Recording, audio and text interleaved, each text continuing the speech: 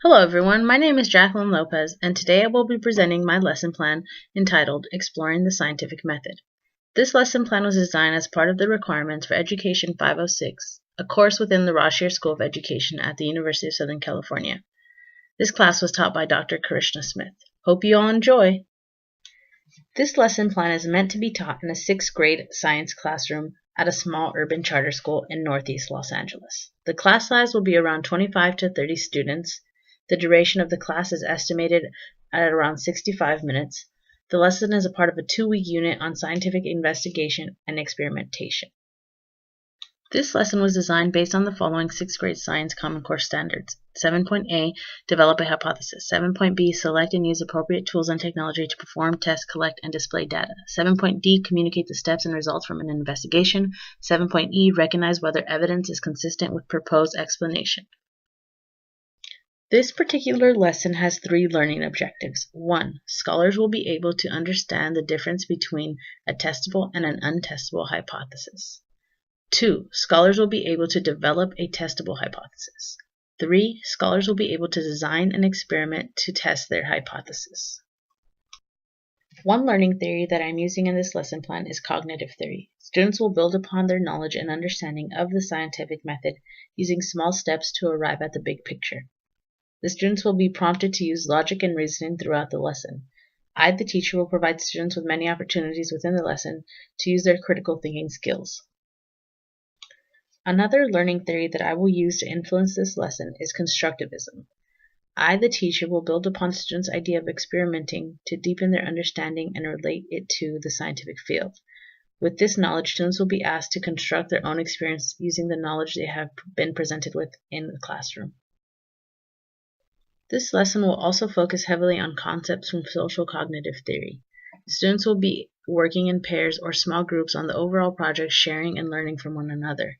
Each student's learning will be dependent and reflective of their own behavior, environment, and their own personal factors that each one of them has to contribute to the team. One main strategy that will be incorporated into this lesson is collaboration. In order to successfully complete the required tasks asked of the students and meet the learning objectives, students must collaboratively work together. I am a strong advocate for collaborative work in the classroom because I believe that these interactions are crucial to learning. In order to successfully meet the needs of all my students, I will tailor the lesson to best accommodate students. To accommodate students with BDP, visual processing disorder, I will provide them with different visuals to work with throughout the class. I, as a teacher, will also demonstrate modeling to ensure that these students understand how to complete the activities I have assigned. To accommodate students with APD needs, audio processing disorder, students will be given the opportunity to listen to the instructions of the activity after the lesson on a podcast. Students will also be provided with visuals and/or graphic organizers. I will also assign a peer partner who can check in with the student or clarify any misconceptions during the teacher-driven activity. Students with ADD, attention deficit disorder, will also work with an assigned peer partner to ensure engagement and understanding. I will use the strategy of think, pair, share throughout the lesson to create opportunities for students to work with one another. Students will also be assigned to a low distraction work area and stick to structured, consistent routines throughout class. For my ELL students, English language learners, I will provide graphic organizers and vocabulary flashcards. I will also provide them with appropriate Lexile level readings to ensure understanding. As a teacher, I will provide individual conferencing and instruction for students who need extra help. For GATE students, Gifted Intelligent Education, I will differentiate the assignment in order to challenge the student's knowledge in order to keep him or her engaged throughout the duration of the lesson and activity. The activity is somewhat independent, so students are given the freedom to challenge their own learning. I will encourage students to take on this challenge within the classroom and for the activity.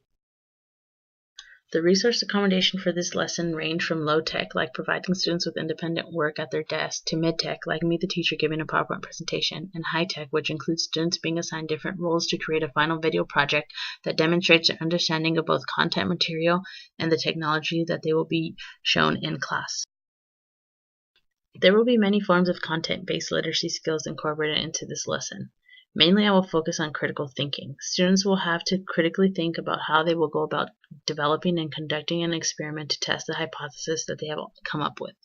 They must critically think about all the factors that may influence or impact their experiment. For phase 1 of my lesson, the motivation activity, I will demonstrate to my students a simple experiment. The experiment is used to hook the students so that they are engaged and eager to learn. One important aspect of hooking the students is by making the experiment relative to them. In my sample experiment, I use soda because I assume most students like to drink soda. In phase 2 of my lesson, the input or teacher-driven activity, I will give a short 10 to 15 minute PowerPoint presentation on the topic. I will use the smartboard to facilitate the lecture and keep electronic notes for my students. When the presentation is over, we will have a short discussion about what it is we have just learned and how we will be using it today. For phase 3, the output or learner-driven activity, students will be given a short reading in which they will have to read and annotate. This can be done individually or in pairs, whatever the student prefers.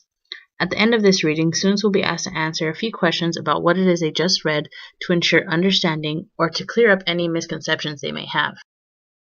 In phase 4 of the lesson plan, students will culminate what they have learned from the teacher and their readings to develop an experiment. The experiment must contain all parts of the scientific method, including what the students have learned about a testable and non-testable hypothesis. This culmination will be done in small groups that the teacher has pre-selected before class. For phase 5 of the lesson, the extension piece, students will be asked to put together a short video in which they demonstrate their experiment. The video must also explain the scientific method and how it was used. The video must touch on the main topics we have gone over in class. When all the videos are submitted, they will be shown in class at the end of the unit.